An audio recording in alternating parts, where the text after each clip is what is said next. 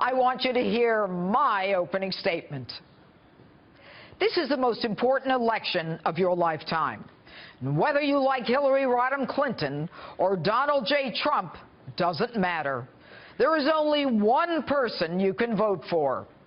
We cannot have a country led by a president subject to ongoing criminal investigations, potential indictment, and never-ending hearings. We cannot have a president under that level of scrutiny that inevitably leads to even more questions and more investigations. And irrespective of what happens to her, whether she's indicted or even guilty, it doesn't matter. Her guilt is a moot point. She cannot take the Oval Office. Now, in any other business, when the head of a corporation is plagued by scandal, that person steps down and is replaced because the board knows a business cannot succeed without respect and authority.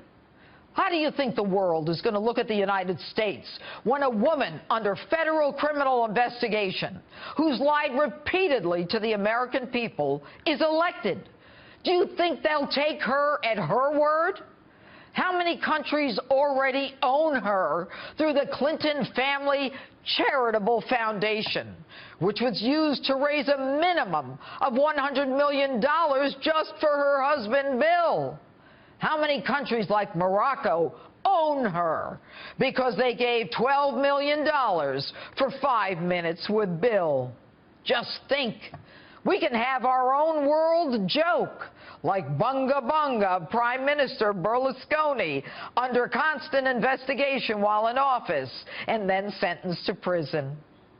Why, when just this week we are faced with threats of a cyber attack on Election Day, not to mention the constant threat of another terror attack on U.S. soil, when Obamacare premiums in some states are higher than mortgages, would we put someone in the job who is distracted and not focused, not to mention a little woozy?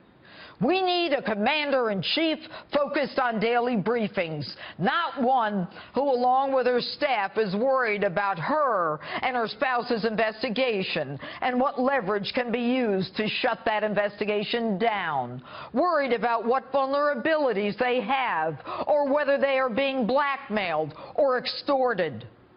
The only winners there are the blackmailers and the president. We are the pawns in a case like that. You and I are the ones who would pay the price. Now, I don't know how old you are, but I personally can't take another chapter of Clinton scandals.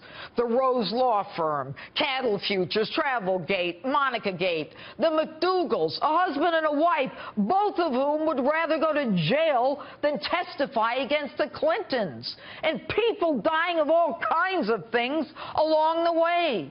Impeachment. And folks, I haven't even gotten to the 21st century. The woman has a propensity to lie about anything and to forget virtually everything. It's hogwash that 20% of our uranium is sold to the Russians, thanks to the Clintons.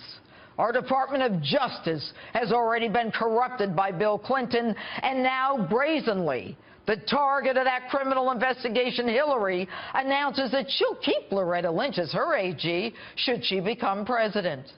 And if you are tired of this cesspool of corruptibles and visits from the ghosts of the Clintons' past, then you simply don't have a choice. She is a woman guilty of bad judgment over and over. What makes you think her judgment is going to get better, or that she's going to work for you, or even think about you with the sword of justice at her throat? Guilty or not guilty, she is a woman who is neither capable nor worthy of leading our great nation.